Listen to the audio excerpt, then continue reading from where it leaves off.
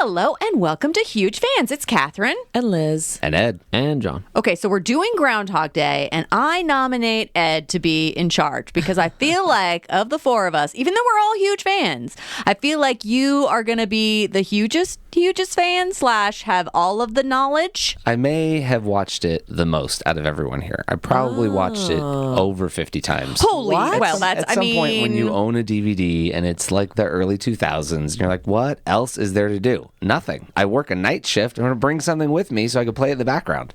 So I've watched the movie and watched it with audio commentary at least 5 times. Okay, so you've definitely got me You're beat. nominated. You're the expert of the experts. I'm going to be the Phil Connors for this episode of Phil Groundhog. Connors? Phil Connors. I love this idea. All right, you're in charge, but I do want to say that one of the things that I want to do, separate from talking about the movie, is talk about all the various adaptations. Oh, for sure. So we can scooch that to the end, but I definitely want to get to some of our favorites. Inspired by. Yes. Okay. For those of you who have not seen Groundhog Day, you may go, what the hell are they talking about? So But this is also mostly for people who have seen it to remember and if you all these things. haven't, you should definitely watch it in February because, on theme. Yeah, for and sure. this year, Groundhog Day is, I think, February 2nd. Isn't it always February 2nd, or is it the first? Yes, it is. So let me take that back. It is always February 2nd. I didn't remember if it was one of those holidays that, depends on, it's the first Thursday of whatever. Now, And it's Pennsylvania Dutch, where the immigrants from Germany and parts of Europe, and they brought it there. So, Oh, I didn't know that. and it's really based on, that little groundhog comes out, and if he sees his shadow and goes back and sleeps, we have winter for 6 more weeks. And if he doesn't, then spring is going to arrive. I mean, early. obviously, this is an They have infallible way. proven that it has absolutely no scientific basis whatsoever. But, back in the early days, they probably took whatever sign. And you know what? It's funny. There probably is something to it because animals have a natural cycle. They come out and they're like, ooh, burr, forget it. Or they go back to sleep and hide, kind of like Phil's character does. Yes. All right. And it also, it is February, so we are right on trend for Groundhog's Day. I think it's only one groundhog. You said groundhogs? I think it's It's I think just- it's one. Well, It's just Punxsutawney Punxsutawney Phil. Phil. Yeah. That's it, but just there the has one been groundhog. more. There's been more than one Phil. There's my There qualification. have been a couple Okay, I think that's fair. Phils along the years. Yes. Including Bill Murray, who plays Phil Connors, Yes. our lead character Oh in my gosh. Groundhog Day. This is ridiculous. I never noticed that Phil never made and that Punxsutawney connection? Phil. No. They only say no. that line in the movie like 25 I times. don't It's even- the 2 drunk dudes that he meets up later in the diner at the beginning. What? Phil, like the Groundhog Phil? Yeah, like the Groundhog Phil. Oh my God. I completely forgot about that. Wow. Okay. I'm glad that you're in charge because obviously there are some little things that I am not put catching. your little hands in mine. Come on, no one's going to sing along with me. We've only heard that 8 million times. No, you're on your own. All right, it's fine. It's fine. The queen of Cher impersonation is not going to join me. Nope. But that's okay. Not right now. All right, so it starts with the weatherman in Pittsburgh giving, his normal spiel, his, the weather's going to do this, it's going to do that. And then rewatching it, he's like, a real weatherman, meteorologist level intelligence and attitude. Which, of course, because Ed and I anyway, worked in local news, we're extremely familiar with the green screen phenomenon. Oh, yeah. But I do like all of his motions, and that's going to move this way, and he does his arms, and then he's going to, that's all very perfect. And then later on, one of these big blue things. Yeah, that must have been the early days because the film came out in 1993. So the green screen might have been in its early days. I think it was actually blue screen. Oh, there you go. Even It was earlier. That far back. I don't think it was green screen because I'm pretty sure Andie MacDowell's character is wearing like a blue jacket is wearing and a blue playing on jacket the, and just watching her head bounce around like you normally would. So If you're like, I cute, never so get to do the cute. green screen. This is fun. The gimmick is, though, that Phil comes off of the green screen back to the news desk and is talking with the news anchor. And she's like, oh, you're going to go up and celebrate and get some news footage for us tomorrow, aren't you, Phil? Has it been 3 years? It's been 4. Of him going to It's this like, little town. I am so over this. I already have a job lined up. I'm trying to get out of here. And he leaves talking to his co-news producer who's going to fill in for him while he's gone, Willie Garson. Right. I was like, I didn't remember that. It's such a small piece, but it's so memorable and so good.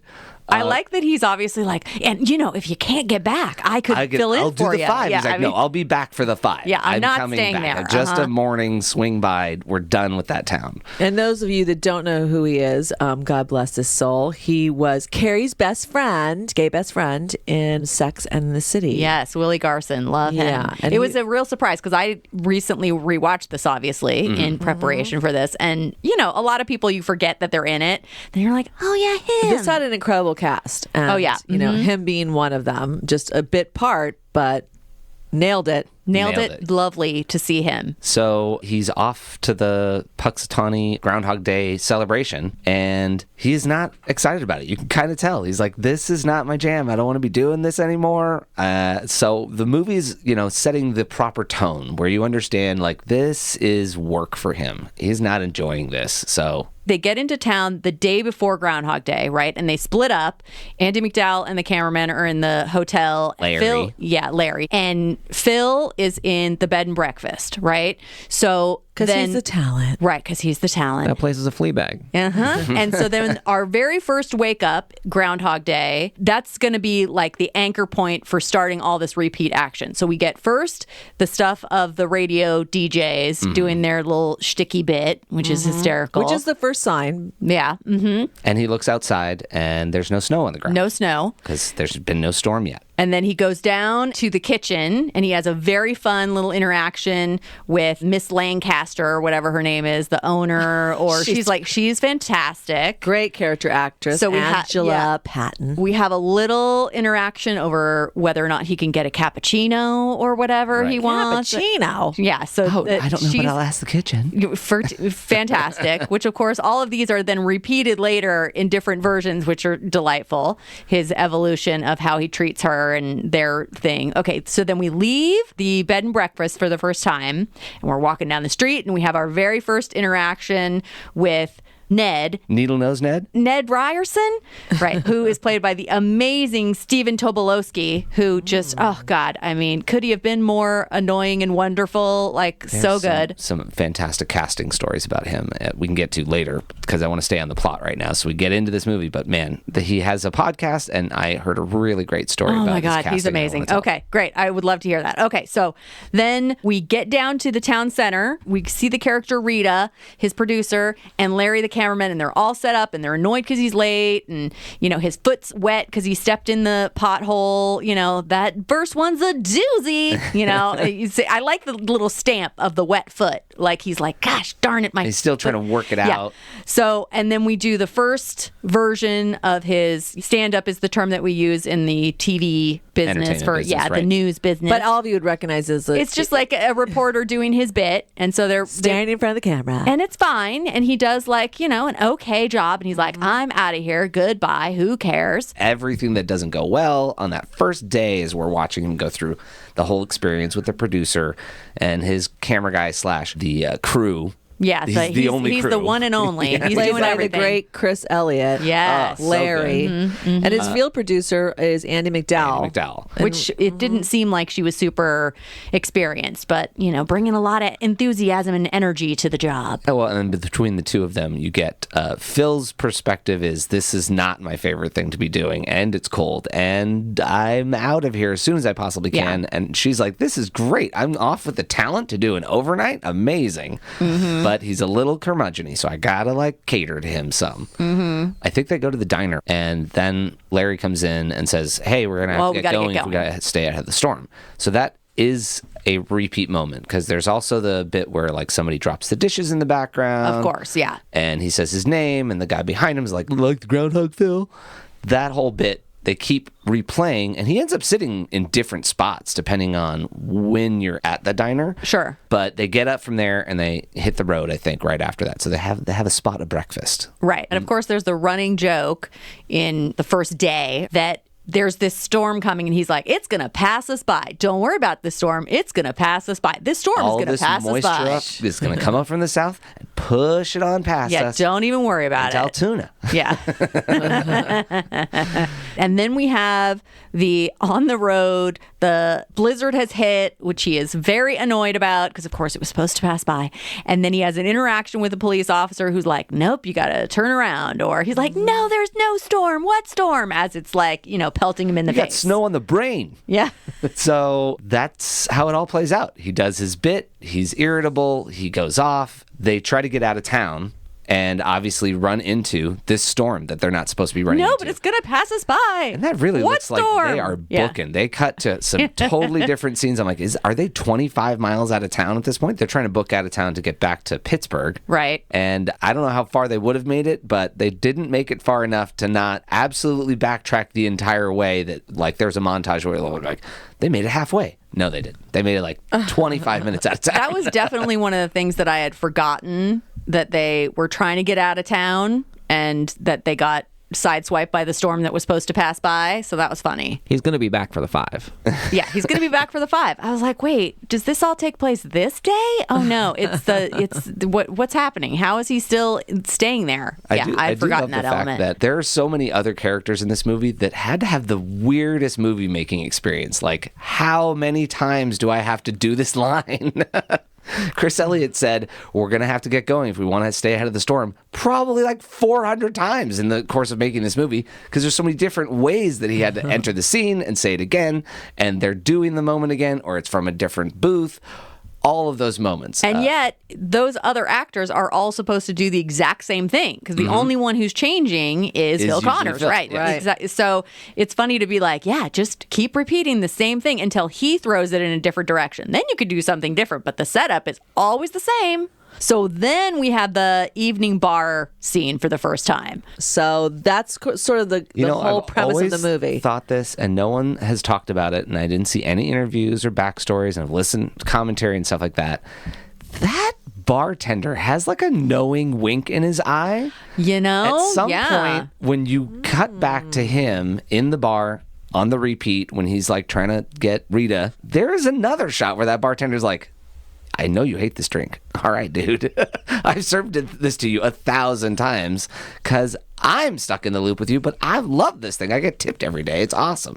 That was played by John M. Watson Sr. I wish that there's a spin-off movie for him of like, he's also stuck What in he was Groundhog doing. Day. Yeah, I He was wonder stuck in if anyone Punxsutawney even else longer. was stuck in the day and what they were up to. I love your theory that maybe the bartender is also repeating this day. That is possible. That would be amazing if somebody was like, no. The bartender's in control and he actually understands, no, Phil has made it. I am not releasing him from the mystery of Groundhog Day. Yeah, the multiverse Punxsutawney. is still in full effect. Yeah, that would have been amazing. Oh my God, he's another God rest his soul. He died in 2006. no. But, this movie is 1993. It's coming up. This year's its 30th. Whoa. And I was going to say, let's go back because where we left it was, Phil has completed his first day. And His first day. Yeah, his And it's going to be a long winter indeed. Yeah, a field assignment and is still now stuck in town because they didn't make it out ahead of the storm. Did he actually call himself the Talent? The talent? Oh, See, Rita, this is why I know you're a good producer. You know how to treat the talent. I love God. He wakes up excited to get out of town. They have that alarm shot that is repeated numerous times. Good job, guys, playing yesterday's tape. Yeah. You're like, oh, the audience is in on this joke immediately. We know what we're watching, but we're watching Phil figure it out for the first time. That this day is repeating itself. Someone figured out he was in the loop for 33 years, 350 days, which means he lived that day 12,395 times. that seems crazy. I did see that. So, By the way, I disagree, but go ahead. There is math out there, but then there's the DVD audio commentary with the director Harold Ramis. There's a debate about when to start the loop, where they were going to start the script. They initially had it starting halfway through, but what did that mean? Then there's all the conversations about how long it would take to become a proficient piano player the way he was learning it. But then there's some weird questions about how proficient he is. I'm watching him play that piano. He's doing jazz. That's 10 times up from someone who just learned a classical piece to impress Andie MacDowell or his teacher. Then he's got a whole band that he's in charge of. There are entire quantities of years missing in everybody's calculations. 50,000 days is a lot, y'all. That's like 150 years or something. Oh, wow. Mhm. And that's me not actually doing math right now, but just guesstimating at It's a long 400. time. Can we just go with a long time? But they didn't have it locked down in the script. 137 years. 137 I'm good at math. years. What can I say? You were close. We said 150. I said That's not bad. guesstimating. Yeah. Mm-hmm. But the math that is actually represented, someone did. Once we know he's in a loop, every single time the camera cuts is a beginning of a new iteration because he's experiencing a new version.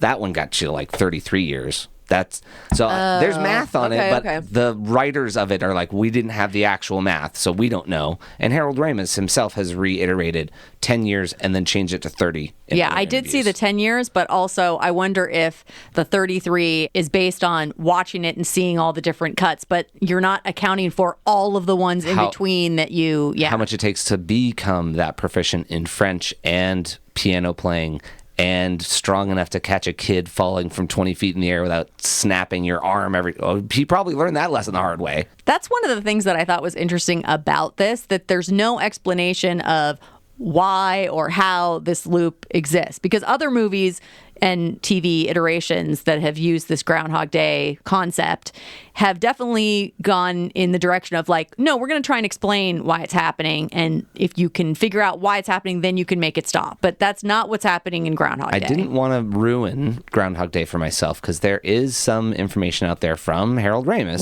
about that they did have an answer in earlier versions of the script and how Groundhog Day could have been ruined with a gypsy curse. Oh, get rid of that. Don't get rid of that. Yeah, Take that out there. Yeah, apparently they had a lot of theories, including, an early film executive from the distribution company was like, so why? Of you course. don't need to know. Because actually, I think it, is more the psychological level of someone almost depression or being stuck and interesting. never really Yeah. understanding, which a lot of people don't know why they feel that way. Yeah. And therefore, until you learn to love yourself and, take care of yourself, you cannot love anybody else. Wow. As an allegory for depression, that's so interesting. You're really stuck in the loop. So that's how I started to read into it when I realized when he tries to kill himself, which multiple times, yeah. Unfortunately, a lot of times people experience either that feeling to want to do that because of depression or actually attempt. Sure. And guess what? It doesn't usually solve the problem. Mm-hmm. So, and listen, what's always interesting about movies like this, was that their intention or did it just become that over time with everybody's, evolving into understanding mental health and, that feeling of being so buried. So I kind of looked at it that way and I was happy they did not give it like, this is why the loop is happening. Yeah. Mm-hmm. Yeah. As a writer, because it was written by the director Harold Ramis and Danny Rubin. Mm-hmm. Imagine we can just repurpose pages of dialogue. It's pretty much you're inserting Bill Murray has to be different, but it's like but the in same. '93, there was no copy and paste. They were retyping geez. all of it. Yes, there was. No, I'm sure there was. Come on.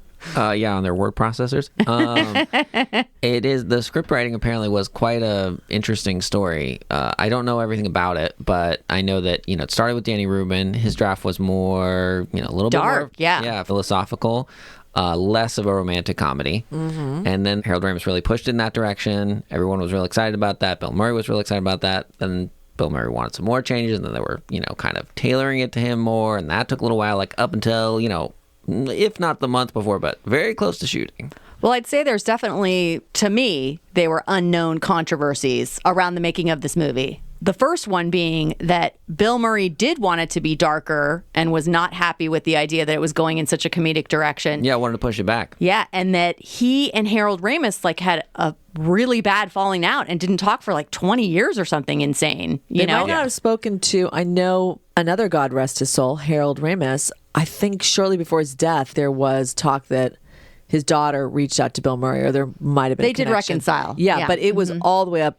that big of a gap in their relationship. Yeah, when you think about Ghostbusters and their history together, and this was supposedly the movie that sort of, they put a real pause on the friendship. Yeah, it definitely did. And it sounded like, from what I read, that it was a difference of opinion of what this movie should focus on. And Bill Murray really didn't like that it was a romantic comedy focus and all the jokes. And he apparently was trying to change the direction of his career and was tired of being the centerpiece of the movie where everything was on his shoulders for being, funny and frenetic and having all the energy. And he was like, I don't really want to do that. I don't want to be responsible for that anymore.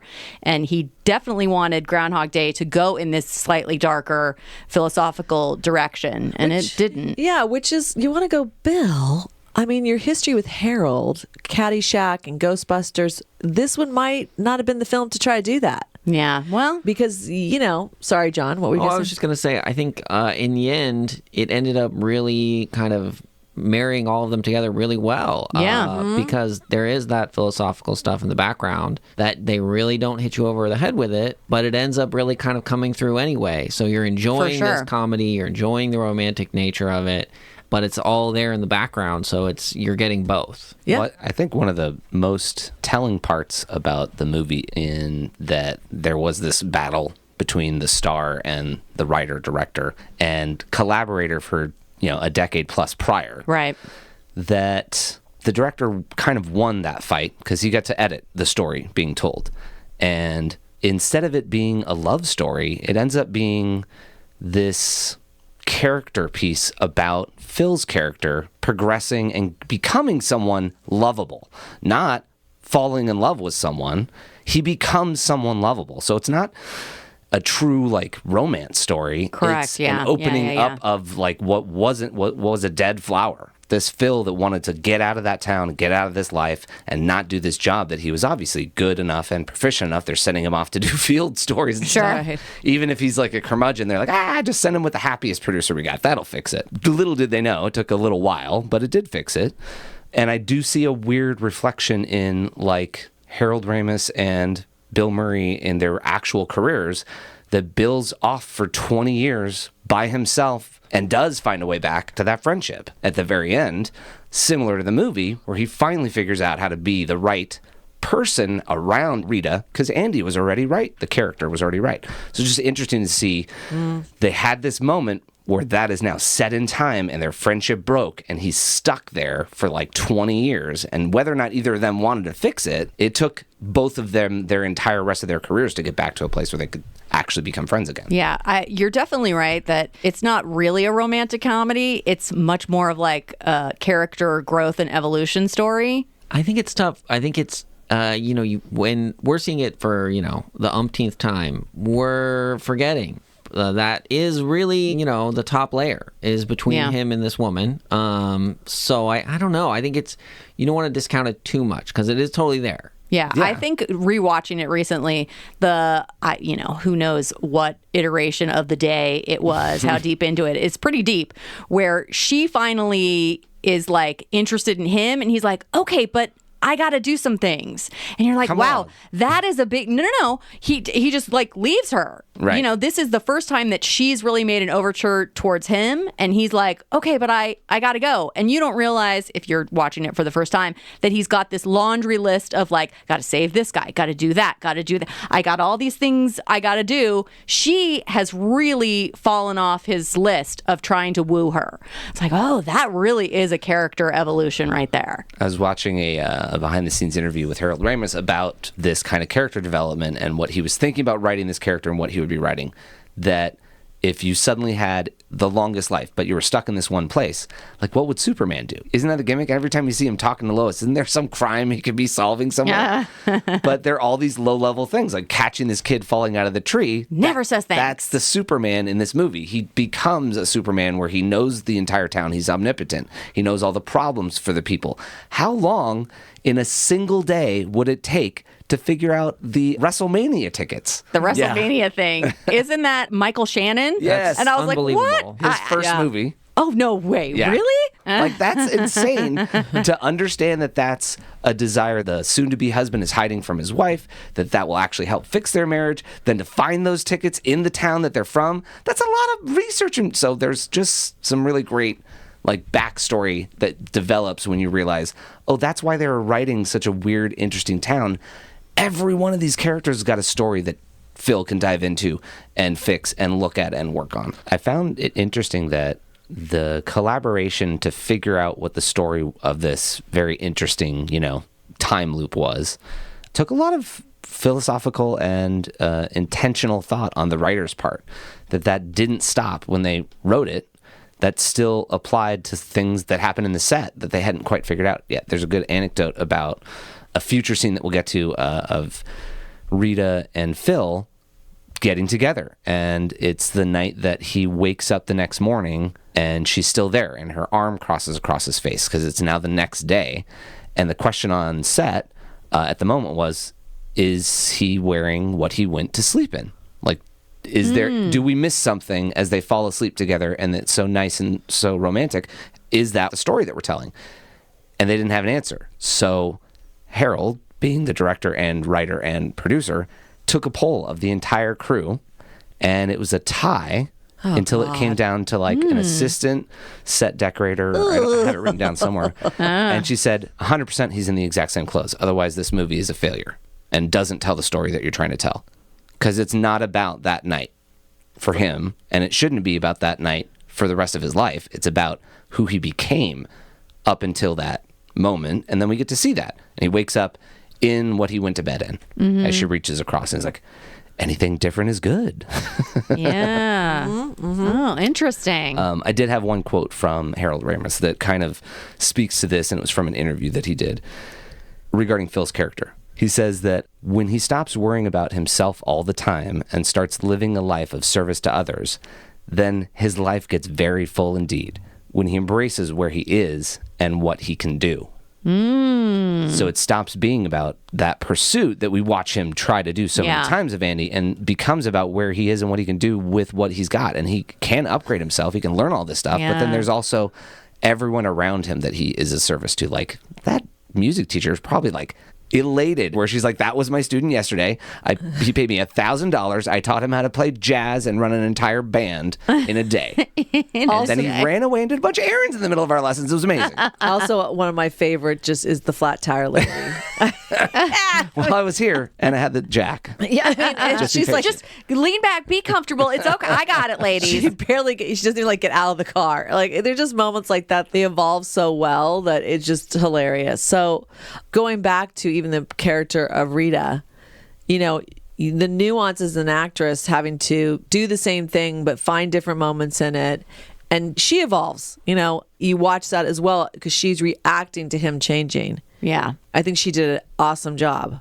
Yeah, particularly the idea that when he is completely changed, she's, of course, experiencing this for the first time. And it's that beautiful moment of her being like, oh, you're so different than I thought. It's like, no, he was exactly what you thought multiple versions ago. 30 plus years. Yeah, but now he's a different person. So yes, you are very surprised that he is not what you thought. Once again, I'm not reading into the conspiracy theory side of stuff because I don't want to ruin this movie for me, but I watch it and I'm like, I see some performance things like the bartender. I think maybe there's more to that story. Rita says something a couple times about deja vu or are you taking notes?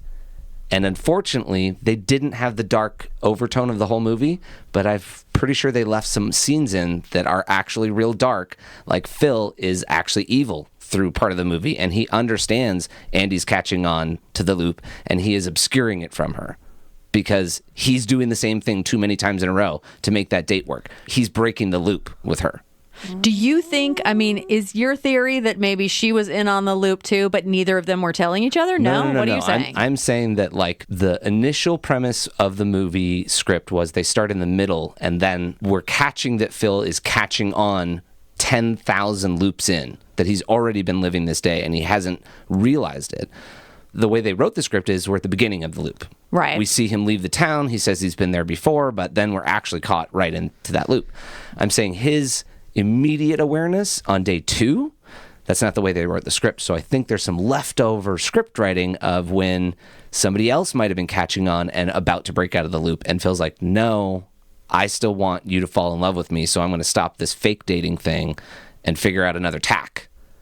See, I think, you know, we do this now with a lot of films where we read into something that's not necessarily there because, like I said, when this was written in 1993, where we are now, shockingly 30 years later, can't believe it's 30 years later, you know, we look at it through an entirely different lens.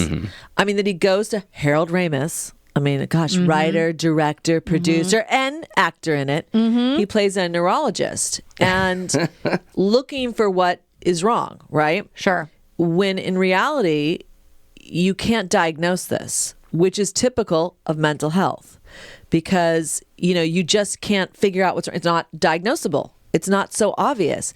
And a lot of times, we've had things, in this last few years, there have been people that, have passed away that from the outer appearance seem like life is great. Yeah. And you kind of go, what is wrong? I don't understand. Everything was great with them because it's not diagnosable, that you can hide it. So I do think we can look at it through a modern lens and read into it. I would be shocked if Danny Rubin and Harold Ramis at the time were looking at the way or digging as deep as we are now. They definitely was a philosophical, and there were times there's Buddha elements of it and reincarnation and all that. But there's an element you just go, I just don't know if the knowledge was there to look at the way we're looking at it now. Well, and I'm sure they could not have imagined that 30 years later, people would absolutely know this movie. Beloved. Yeah, and all the adaptations and Bill iterations. Murray certainly didn't think it was going to have this life. He famously apparently didn't like it even when it was done. He was like, not a fan. He's like, what? Oh, okay. That seems crazy because it's amazing. But, his perspective was different than ours. I mean, it's also like, I don't want to do a sequel to this. Please don't be successful. I don't want to I'm stuck again with the first day of my kids, going to school going bad. I got to relive that day every day. Why couldn't it get stuck in the Virgin Islands? That was a great day. But it also, if you had the time, it speaks to that. If you had the time, what would you do with your life? And most people do say things like, I'd learn a second language. I would learn an instrument. Like he does some of the absolute, it takes him a while to decide to do that, but yes. Well, when he's really stuck, he's like, I'm going to learn to change a tire like a NASCAR pit crew. I mean, he does things that, he evolves both mentally and physically in a lot of ways. And, it just, and you think like if I had all the time in the world, yes, you would hope you would learn an instrument. You would hope you'd learn a language. All the time in the world and or the combination of no consequences, right? So early on, he does that thing where he's at the diner and he's eating like every possible thing and smoking and just drinking the coffee from the carafe directly. And Rita's is like, wow, You're throwing caution to the wind. Just doesn't even matter, I guess. Okay, that's a brave choice. It's like, well, it's not if you know that you're just going to reset tomorrow. So there is that. What would you do if you had infinite time versus no consequences? Is it also an element? I'm not the God. I'm a God. Maybe. I mean, I know everything and I can't die, so I don't know. Speaking of, again, you don't really want Groundhog the day after, like the third where he's like, oh my God, I threw my back out with that tire yesterday. I totally didn't plan on this day not being reset. Oh, I'm in so much pain. Why did I eat that entire Subway sandwich? It was like 6 feet long. This was not the day to win. Well, I do want to go back to the writer's original idea. So this is not Harold Ramis, the other writer, Danny Rubin. He apparently wanted to write it about a vampire. Like that was his original thought. Like, what if you had infinite time? What would your life be like? And then he realized like, oh, this is a very high production lift because there's lots of like period pieces stuff that you got to do. So he did pivot and change it into, which is genius, like take it to one day in one town. It's like, an encapsulated little story. I don't know how he jumped to that, but it was interesting. So that everyone has this fact in their head. It was not shot in Punxsutawney. There is no center park like that. It was shot in Woodstock, Illinois, which has this great center park where you could have entire town congregate around where the groundhog is being presented and all that kind of stuff. But that was like, oh, well, it's not that won't be there. I mean, it's a real place, but that's it's not typical filming. And I mean, shocking that they put it in Illinois. They did a lot of things in Chicago. Yeah, they're Chicagoans. Isn't that where they start in Stripes? Yeah. Oh my God, how funny. Even though there isn't the park to memorialize and all that, they do actually have the pothole that he steps into every time. The first one's a doozy. Yeah. Kathleen, I want to get back to, you had a story about Danny Rubin. The writer. And, they won a BAFTA for the screenplay. And by the way, BAFTA, so those of you who may not be totally aware, BAFTA is like the equivalent to an Oscar, but in Britain. And also won for a comedy award there too, and a London Films Critics Circle award for screenplay. So it, like we go back, I mean, and what you said, John, there was kind of a battle within the screenwriting process. The end result was respected critically. Yeah, for sure. Apparently, one of the early motivations from Danny Rubin was like just the maturity or, male, continued adolescence. And Oh, yes. Yeah. Mm-hmm. I don't know if it was specifically him, but definitely the movie itself, okay. And the production company or whatever, they were sued. There were two sort of things that happened. There was a short film called 1201, which was about a reset. But actually, Kelly, you said 1201, and you can find the writer of that. In sort of like, if you go into... It's a short story by Richard Lupoff. Something like that. Lupoff. Yeah, I thought that was very interesting. We're making him French, but he's an American writer. Yeah, so that was the 1201. He wrote a short story, and then it was a Oscar-nominated short film.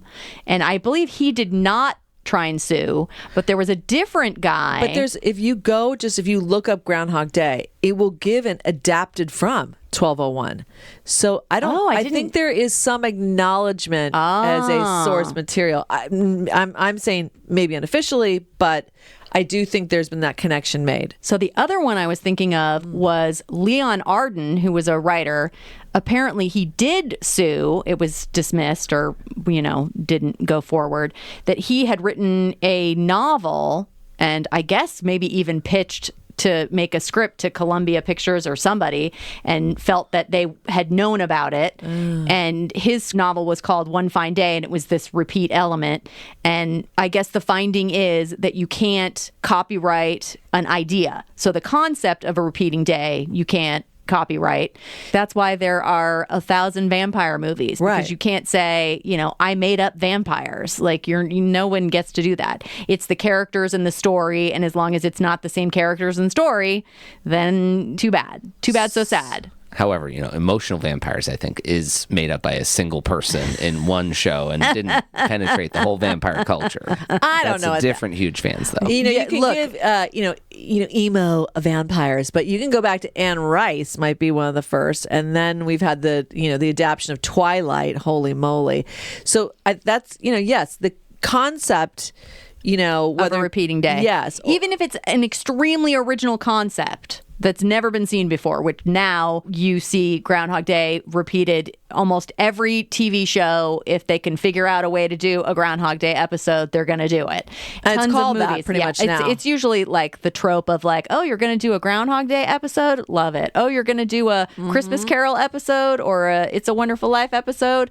No one's going to say you can't do it because it's a known device that is for storytelling in both TV and movies, for sure. And we now recognize it. Oh, yeah. Mm-hmm. So, and the other thing I wanted to pick back up was you had talked about casting, in particular, maybe related to Ned. Yeah. I had listened to a podcast that Ned Needlenose Ryerson, a.k.a. Stephen Tobolowsky. So great in it. Oh, yeah, so good.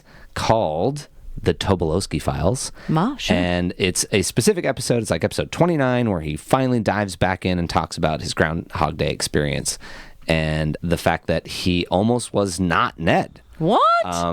He was in a movie, and this is back in the days where some budget things happened where they ended up with a unit production manager that was on both Calendar Girl and Groundhog Day. So he was in this with Kurt Fuller, and they both went in to read for the Ned part. Character. Mm-hmm. And as he's like talking to, they're having some downtime on the set, and they're talking about what they're going to do next. And Kurt's like, "Oh, I'm doing Groundhog Day next." And he's like, "Yeah, last month we did an entire cast read through of the whole script." And it's like, "Oh, this guy's got it. He's lined up." I didn't get it. All right, well, congratulations. I'm excited for you. That's awesome. And then like a month after that, Steven gets a call to play Ned. What? So he never really found out what happened or why that didn't go through or something like that. But they ended up at the premiere together, and Kurt Fuller was very, very class act and totally congratulated him on and doing a great job. So it was like one of the moments in his career where he was like, man, I really felt like I didn't have it. Then I got it, and then I got complimented by the guy that I took it from. So, all right, then that actually worked out pretty good. Well, I think in terms of casting, I want to talk about our favorite casting and also our favorite moments that we haven't really touched on of all of the repeat days. I want to make sure we call out, I was not aware for a long time that is he like the mayor or I don't know, the guy who's running the show. The Groundhog Day like official. master, like the master of ceremonies or whatever you would even call it. I don't even know. Is Bill Murray's brother, Brian Doyle Murray. I mean, he's amazing. Buster Green. But that's the character's name? Oh, that's so funny. Okay, yeah, so he was amazing, and I think it's so funny to think like, what? Your brother is on the set playing this fun character, and he was so wonderfully gruff, but like real. I didn't feel like he was playing it for laughs or anything. He was fantastic. Also, we've mentioned that Michael Shannon is the one part of the young couple that you're like, what? I didn't realize until rewatching it recently. Also, this is such a weird Lodge 49, one of my favorite shows in the world. So sad that it doesn't exist anymore. So the psychiatrist that Phil goes to see early when he's like, what is wrong with me? Can you help me? And the psychiatrist is played by this actor, David Pasquesi. He is from Lodge 49. And this character of the psychiatrist being like kind of excited about this funny, weird problem. Because he's like, usually I deal with couples who have problems. I mean, like, I was like, wait, what? What are you doing in this movie? I didn't remember that you were in this. This is amazing. You might also know him from Veep. Oh, well, of course, Veep. Yeah, but for me, Lodge 49, not everybody else. But yes, Veep is more appropriate, John. Thank you for... You made it sound like that's the only thing he's been in. That's correct, and I am very wrong. He's also in Amy Sedaris's weird show that he plays like a knife specialist, which is the most ridiculous thing. I love him so much. Anyway, it was very surprising. I mean, I haven't watched it obviously as much as Ed, but to rewatch it with like you've now know people for different reasons over the course of many People years. had a career. Yeah. Anybody else have a casting call out they want to make? I absolutely loved Rick Ducommun. And is he one of the drunk guys? Overton, the two drunk buddies. God, just they're so watching good. them. I love Rick Overton. It's like a master class in the background of hungover / gonna get drunk that day. That's their vibe the entire movie. They don't change. And Phil, like the Groundhog Phil. So good. I love that guy. And maybe I shouldn't drive. No, obviously you should not drive. Friends don't let friends drive. Now, all right, give me the keys. I'm like, what? Do you want to throw up in the car or right now? Both. Yeah. Oh my God, so good. Too early for flapjacks. Never too early for flapjacks. Okay, I do want to make sure that I mentioned the old guy Pops, played by Les Podwell. Oh my God, was that like the most heartbreaking? Because you see him on the first day. He's panhandling in the background, and there's like the evolution of Phil passing him by, and then giving him money, and then later realizing that he dies, and then trying to save him multiple times. Yeah. It's like, oh my God, that was such a great, heart-wrenching little gem that was built in there. That was like kind of the breaking point for the original Phil, where he thought he didn't have to change and he could just like figure some of these things out and stay himself. And then when that doesn't work, that's the montage of him jumping off of buildings and in front of cars and stuff like that. Oh, God. Yeah, it kind of breaks his spirit. Yeah, well, because he, a narcissist maybe doesn't care about other people, and then he's forced to care about other people. So... Right. it was interesting. I brought up Anne Rice earlier. I'm like, Anne Rice, vampires. Sure. Mm-hmm. And someone had brought up the idea of vampires. Yeah. So I guess it's when Danny Rubin was standing in line to... He was sitting in the theater waiting for it to start and reading the book. Right. And then he was like, so Anne Rice... Yeah. Impacting everything as usual. Interesting. Okay, so other casting, we mentioned her before, but the innkeeper or, the woman who is running the bed and breakfast, Angela Paton, oh my gosh, she was a delight. And that version where he comes down and he kisses her. And she's like, what? Oh my! She is known as one of the legends of local stage of San Francisco. Is she? I did not know that. Okay. I also want to call out the waitress, Doris, played by Robin Duke, who, oh my God, could she be any greater? She's just so wonderful and awkward and like, what? Oh, okay. So great. I did want to, if we're done with call-outs for I cast. mean, there's very little left, but you forgot the man in the hallway, Ken Hudson Campbell. What? The man in the hallway? What's that? I don't remember. Off to see the Groundhog today? Not this morning, pork chop. Going back to Robin Duke, I just want to say, it's one of those Chicago-based people because she was Second City. Connection. And, one of those character actresses that just always added the right element of spice to any character. Right. And she's a lot of times, a small part in the background, but you almost never forget her. So, yeah, but that's because of her training in Second City. Well, she was very memorable to me. Loved it. And actually, she also did just another one of my favorites on Schitt's Creek. She was the owner of the Blouse Barn Oh my God, you're so right. I had forgotten in about that. Elmdale. And just that whole arc of where she hires David and how he... It's a write-off. It's a write-off. But just how he tries to evolve the Blouse Barn, and it's hideous, quite honestly, for Elmdale. And yet then he ends up taking it over because, and then the farther arc where he realizes she's gotten a new partner who might be taking advantage of her. She has a great little small No, it's bit fantastic. part You're right. in Schitt's Creek. So, and that's Canadian, but she, like I said, always adds just the right element. Yeah, she is awesome. Okay, so I think we really covered the cast pretty well. Yeah. I and mean, if we've forgotten anybody, it's probably my fault. I think the last thing that we need to talk about and reference that has been that has made it and that you would know about now is the plot that got reused. This idea of the repeat day that you're stuck Oh, in. absolutely. There's some fantastic new versions, other movies that use this. Yeah, I think that's a great place to wrap up on sort of the homages and send-ups to the thank yous to Groundhog Day to inspire other movies and episodes of television. Okay, so do you want to start? Because I have a couple that I want to throw out, which are going to be, people will also have seen them and love them. I But think the two that I really wanted to throw out at the top, just At the tippity top? just because I feel like you guys probably aren't going to bring them up, and you don't even okay. care as much about them as I do, are Edge of Tomorrow and also Palm Springs. Okay, so definitely Edge of Tomorrow. That's the Tom Cruise, Emily Blunt one. That is a great one. It Let's does. put it to the sci-fi, Yeah, it grinder. it took it into the sci-fi realm, and also did what we were discussing earlier, which is explain why. So Yeah. it's related to aliens and some kind of connection that the aliens are able to do time in a different way, and somehow if you get killed in a certain way, then you might accidentally get caught in this loop where you can then experience the day over and over and over, which is what happens to Tom Cruise character.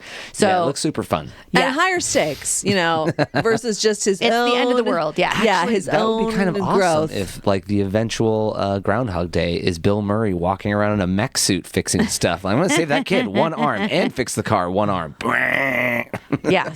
Edge of Tomorrow, really good version of it. And Palm Springs, I did not realize that it was a Groundhog Day movie. And John had said, have you seen Palm Springs? This was years ago or whatever. And I was like, no. I wasn't even aware of it. And then he was like, we should watch it. I'm like, okay. And then It's not that old of a movie. no, Didn't it's it not. come out during COVID? Yeah, years ago, as in more than two. But Yeah, I'm that's like, about- All right. Okay. I mean, I was putting more emphasis on the years than I needed to. Sorry. You're so old, Catherine. Although if you had asked me if it was 2 years or 4 years, I wouldn't have been able to tell you. Right. But that's partly because all of the pandemic time got both squashed and extended. It's all weird. But 5 years, no. no, not 2 5 or years. 4? What I liked about Palm Springs using this device, because even the other one, Edge of Tomorrow, was really just Tom Cruise experiencing it. Yeah. And Emily Blunt, thinking he's crazy. And then eventually, okay, all right, trying to get on board and understanding and making it work. She's not in the loop with him. She's done the loop before. That's how she survived and became. Oh, so she knows it's Right. possible. So Yes, she that's understands it completely. She's in on it, but not in it with him. Got Different it. than Phil, who's by himself. And definitely no one knows Nobody's Phil's in- doing I have it. And suspicions. yeah. I have okay, you have suspicions.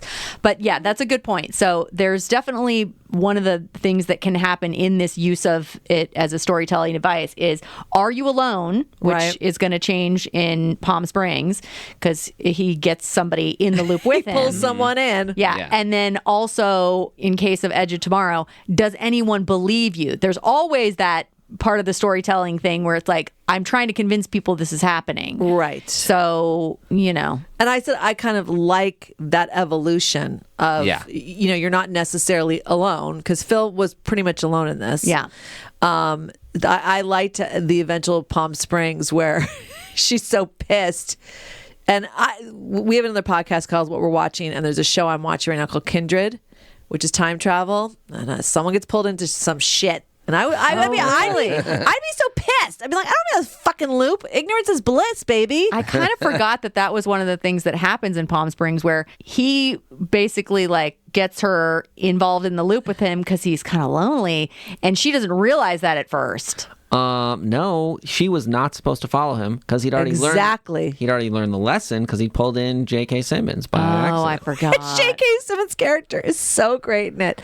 So those are two Yeah, modern. Palm Springs is a great example and I think of it. those are all streaming. You can find them. They're well worth watching. Would you have some other examples? I wanted to bring up, and this is in the TV realm, Russian Doll, yeah. which I had kind of forgotten that's absolutely what it is. She's repeating this day. She's not the only one. She ends up finding someone else who is repeating their day, and they have to figure out if there's a way to get out of it. The Russian Doll is played by the awesome Natasha Lyonne. Oh, yes. Yeah. And it was, I don't know if it was a Netflix show? Yeah, it's Netflix. Okay. So that I think only ended up being 2 seasons or 3. It's definitely had 2 seasons. I don't know if it will ever have a third. The second season was a little bit wackadoodle. It went you're dealing with loops, so how can you not be a little wackadoodle? They have the scope to be able to get wackadoodle. So I think it's only 2 seasons, but I am excited. We're going to give a shout out Natasha Lyonne. Poker Face that's coming out looks really good. I know. You know what I don't like about it?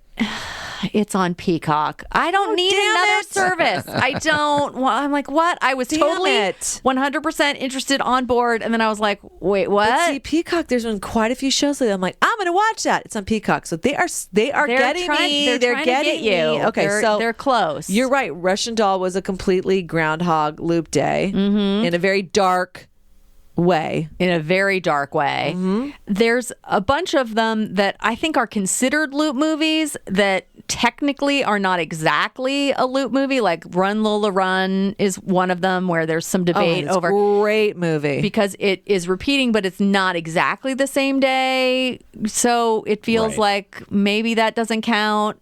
They definitely, I think, took elements, or you take elements of something like a Groundhog Day or that concept in Run Lola Run, and that's a fabulous movie. Right. So it's one of those, like, not everything counts as a Groundhog Day movie just because it's got a time loop. Like even the movie Looper, it's like, yes, but there's time travel, and that ends up being a different thing. That's not what we're talking about. Yeah, we're talking about like one loop. Yeah. For a known reason or an unknown reason that the single day is repeating.